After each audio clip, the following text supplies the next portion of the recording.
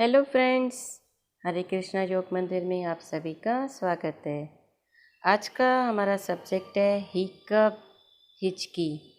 यूँ तो हिचकी बहुत ही साधारण प्रॉब्लम है, ऑर्डिनरी प्रॉब्लम है, लेकिन जब ये होती है और बंद नहीं होती है तो पेशेंट को बहुत तकलीफ़ होती है।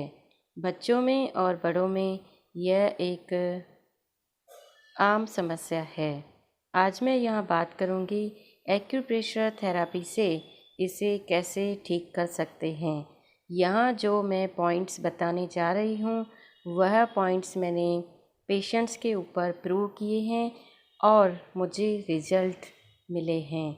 यहाँ तक कि एक पेशेंट को हॉस्पिटलाइज़ किया गया था 3 दिन के लिए, उसके बाद भी उसकी हिचकी बंद नहीं हुई। इन पॉइंट्स को यूज़ करने के बाद, अप्लाई करने के बाद उनकी हिचकी तुरंत बंद हुई।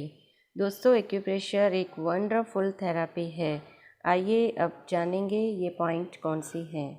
फर्स्ट पॉइंट है गवर्निंग वेसल 26, जिसे शॉर्ट में जीवी बोला जाता है और इस पॉइंट का दूसरा नाम DUB है।